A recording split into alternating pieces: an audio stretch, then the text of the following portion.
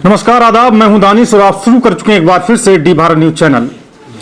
Russia और Ukraine के युद्ध के बीच तमाम ऐसे भारतीय हैं जो अभी भी वहां पे फंसे हुए हैं, जिन्हें इंडियन एम्बेसी से लेकर इंडियन सरकार लगातार प्रयास कर रही है लाने के लिए। ऐसे ही एक जत्थे में आ चुके हैं यूपी के डिस्ट्रिक्ट कन्नौज के एक छात्र हैं हमारे साथ, आकिल जी। वो हमसे सीधे जुड़ेंगे, अभी उनसे हम बात करेंगे कि कैसे क्या रहा, कितनी व्यवस्थाएं थी, किस तरीके से वो निकल कर आए हैं। पूरी जानकारी और पूरी कहानी सिर्फ डी भारत पे सबसे पहले हम आपको दिखा रहे हैं। चलिए सीधे आकिल जी से हम बात करते हैं। बहुत बहुत स्वागत है सर। सबसे पहले आप हमें ये बताइए, आप छात्र मेडिकल छात्र स्टूडेंट थे क्या? मैं विनित्सिया नेशनल मेडिकल यूनिवर्सिटी में सेकेंड ईयर का स्टूडेंट हूँ और मैं डुनबा का रहने वाला हूँ। डुनबा बुजुर्ग जी। कौन सी सिटी में थे आप? मेरे शहर का नाम विनित्सिया है, जो कि मेरी कैपिटल कीव से 270 किलोमीटर दूर है। तो आप पश्चिम में थे, मिडिल में थे? मैं बिल्कुल मिड पॉइंट में था, यूक्रेन के मिड में। अच्छा। तो क्या कैसा क्या है वहाँ, स्थिति क्या है, पूरी जानकारी हमें दीजिए। शुरुआत से क्या हुआ यहाँ तक का पूरा सफर हम आपके जानना चाहेंगे। 25 तारीख को सुबह जो पुतिन ने ऐलान किया कि यूक्रेन पे अब जो है आर्मी मिलिट्री एक्शन होगा, तो तभी से जो है हमारी कैपिटल कीव में धमाके हुए और खार्किव जो रशिया को बॉर्डर टच करता है वहाँ पर प्रॉब्लम बढ़ रही थी। टेंशन बहुत ज़्यादा हो गई थी। जो हमारा शहर विनित्सिया था वहाँ पर सब कुछ नॉर्मल चल रहा था, लेकिन हमने सुना कि वेयर हाउस और जो आर्मी के बेस वगैरह जहाँ पे आर्टिलरी वगैरह रखी थी वहाँ पर बॉम्बार्ड वगैरह हुए हैं। जो भी रशियन सेपरेटिस्ट लोग हैं उन लोगों ने मिसाइल वगैरह छोड़ी है वहाँ पर। और जो हम जिस जगह रहते हैं वहाँ पर कोई इतनी प्रॉब्लम नहीं थी, लेकिन थोड़ी सी लोगों को दिक्कत आ रही थी खाने की, और इधर उधर जाने में भी प्रॉब्लम आ रही थी। फिर हम लोगों ने प्लान बनाया कि हम लोग कैसे यूक्रेन से निकलें, क्योंकि हम लोग मिड में रहते तो हमारा बॉर्डर जो हंगरी या स्लोवाकिया। और जब ये पूरा हादसा हो रहा था तब इंडियन एम्बेसी की तरफ से कुछ सूचना दी गई थी या किस तरीके से पूरा प्रोसेस हमें? जो ये शुरू हुआ है उससे पहले हमको 5 दिन पहले इंडियन एम्बेसी ने जो हमको दी है इन्फॉर्मेशन, हम लोग वहां से इसलिए नहीं निकल पाए क्योंकि सबको लगता है कि हम लोग पैदल बाई ट्रेन कैसे जा सकते हैं, इस तरीके का कोई माहौल नहीं होता। प्लेन पकड़ना होता, उसके लिए टिकट करानी होती है, और टिकट वहां पर यूक्रेन में सिर्फ दिन में 2 फ्लाइट रहती हैं इंडिया के लिए जाने के लिए। तो ये भी दिक्कत थी, और एक टिकट 1 लाख, 1.5 लाख, 2 लाख की टिकट हो रही है, आप एक दिन बाद कराएंगे, तो ये भी दिक्कत थी, इसलिए हम लोग टिकट नहीं करा पा रहे थे। फिर 25 तारीख के बाद से तुरंत से जो एयर स्पेस है यूक्रेन का वो बंद हो गया, तो हम लोग वहां पर फंस गए। फिर उसके बाद में जैसे इंडियन एम्बेसी हम लोगों को बोल रही थी कि ये करें वो करें, इस बॉर्डर पे जाएं आप लोग, तो हम लोग उस तरीके से देख रहे थे। फिर हमारे सीनियर्स, हमारे कंसल्टेंट, हम सब उन लोगों को थैंक यू बोलना चाहेंगे। उन लोगों ने हम लोगों के लिए बस की, हमने भी कांटेक्ट किया कि कैसे किस तरीके से हम लोग बॉर्डर तक पहुंचे, तो उन लोगों ने बस की जो भी व्यवस्थाएं कराई हम लोगों के लिए। फिर हम लोग बस में बैठे हैं, उसके बाद हम बॉर्डर पे पहुंचे हैं। कौन से बॉर्डर पे पहुंचे? हम लोग पहुंचे थे रोमानिया के बॉर्डर, रोमानिया कंट्री, और उस बॉर्डर का नाम सिरेट था। वहां पर हम लोग रात में पहुंचे थे। रात में बहुत ठंड थी और बहुत दिक्कतें आ रही थी हम लोगों को, लेकिन किस्मत से हमें थोड़ा जल्दी जाने को अंदर मौका मिल गया। जैसे ही बॉर्डर हमने क्रॉस किया, एक बस आ गई, उसमें हम बैठे, और फिर वहां पर मतलब जो भी इमिग्रेशन का प्रोसेस हुआ उसको हमने क्रॉस किया, और 4 घंटे बाद हम लोग निकल लिए थे उसकी बुचारेस्ट, रोमानिया की कैपिटल है, वहां के लिए। और हम सबसे ज़्यादा शुक्रगुजार रोमानिया के लोगों के हैं और वहाँ के एनजीओज़ के हैं। रोमानिया की गवर्नमेंट ने हम लोगों को हर तरीके की सुविधा, खाने, नहाने, कपड़े धुलने के साबुन, शैम्पू, हर चीज़ हमको दी, और हम उनका बहुत ही शुक्रगुजार करते हैं। हमारी इंडियन एम्बेसी के लोग भी लगे हुए हैं, पूरी जी जान से कोशिश कर रहे हैं। हमारी गवर्नमेंट भी कोशिश कर रही है। लगभग 8000 लोग इंडिया में आ चुके हैं, और अब भी 10,000 या 8,000 के करीब स्टूडेंट अब भी फंसे हुए हैं यूक्रेन में। हम दुआ करते हैं, हम पूरा हमारा देश के लोग और हम खुद ये दुआ करते हैं कि हमारे साथी जल्दी से जल्द घर लौट आएं ठीक ठाक। और बस यही कहना चाहूँगा, काफ़ी सारी दिक्कतें होती हैं, लेकिन दिक्कत जब आए तो उसका सामना करना चाहिए, डरना नहीं चाहिए। आराम से हम लोग बॉर्डर, बस सब्र करें, आप लोग बॉर्डर पार कर जाएंगे। क्योंकि हमने 10 किलोमीटर सिर्फ पैदल चले थे अपने बॉर्डर को पहुंचने के लिए। कुछ लोग 40 किलोमीटर पोलैंड के बॉर्डर पर पहुंचने के लिए, मेरा दोस्त है डैनिट मणिपुर का, उसको 40 किलोमीटर पूरी रात पैदल चलना पड़ा है। तो इस तरीके से हमारी गवर्नमेंट थोड़ा सा और जो बॉर्डर के पार में दिक्कत हो रही उसको कैसे भी कम कर ले, बस मेरा यही है। और खार्किव में जो लोग फंसे हुए हैं, मिडिल में और ईस्ट में जो लोग फंसे हुए हैं, और वहाँ पे पूरी रसिया सेना जो है आ चुकी है, वो कैसे निकलेंगे?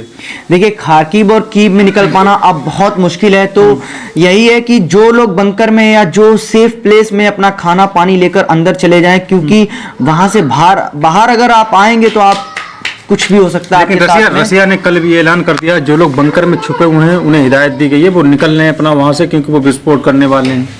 तो यही ऐसी स्थिति में क्या? ऐसी स्थिति में ये है, थोड़े से थोड़ा सामान लेके आप जैसे भी जिस रास्ते से कीव को या खार्किव को आप छोड़ सकते हैं, पैदल, बाई ट्रेन, क्योंकि थोड़ी सी प्रॉब्लम है स्टेशन पे भी जाने को, क्योंकि एयर सायरन जैसे ही बजते हैं तो हम लोगों को डर लगता था कि अब हम लोग क्या करेंगे, तो हम लोगों को बंकर में जाना पड़ता था।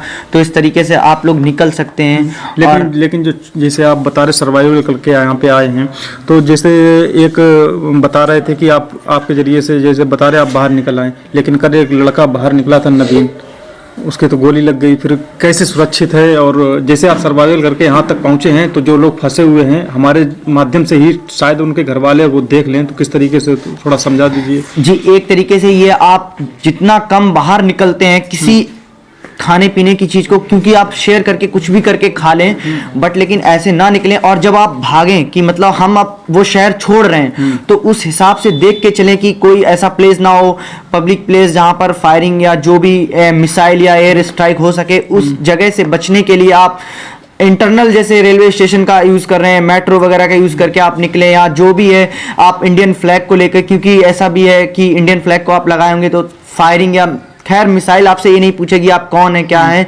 लेकिन आप कुछ भी करके कोशिश करके जल्दी से जल्द शहर को खाली कर दें, निकल जाएं जो भी करके, क्योंकि हमें भी इतनी इन्फॉर्मेशन नहीं आप कैसे जाएंगे, क्योंकि ट्रेन भी चल नहीं रही है, कोई पता नहीं कहाँ ट्रेन जाती, हम लैंग्वेज चेंज करनी पड़ती है, यूक्रेनियन लैंग्वेज ज़्यादा लोगों को समझ में नहीं आती है, ये सब भी परेशानी है। अब यही है कि अगर वो लोग खार्किव से नहीं निकल पा रहे हैं तो उस हिसाब से मैं दुआ करता हूं बस, क्योंकि बहुत ज़्यादा दिक्कत है खार्किव और कीव के स्टूडेंट को, डैनीप्रो और सूमो के स्टूडेंट्स को, क्योंकि वो लोग निकल पाते हैं तो ये ऊपर वाले की मेहरबानी होगी। बाकी बहुत ज़्यादा दिक्कतें अभी यूक्रेन में बढ़ने वाली हैं, क्योंकि अटैक भी बढ़ रहे हैं उस हिसाब से, तो यही सब है। तो जैसे आप बता रहे हैं, जो वहाँ के जो राष्ट्रपति हैं जेलेंस्की, उन्होंने ये झुक क्यों नहीं रहे, क्या वजह है? क्योंकि आपने लोकल के बासिंदों से बात भी की होगी, आपके दोस्त भी होंगे, तो क्या बोल रहे हैं, क्यों नहीं झुक रहे हैं वो? क्या होता है, जैसे कि अब हम जानते हैं, कोई अगर आपसे कहे कि आप अपना घर छोड़ के चले जाएं, कोई आपके घर में जबरदस्ती आके घुसे, तो कोई अपना घर इस तरीके से नहीं छोड़ना चाहेगा।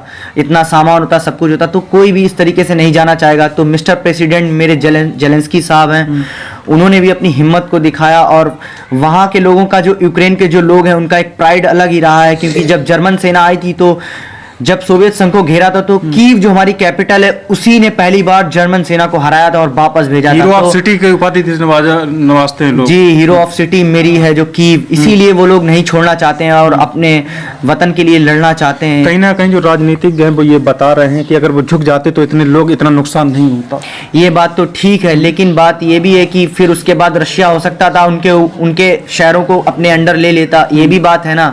हम एक आज़ादी से रहते हैं, एक वो अलग चीज़ होती है, और फिर एक किसी के दबाव में रहते, एक वो बात भी अलग होती है।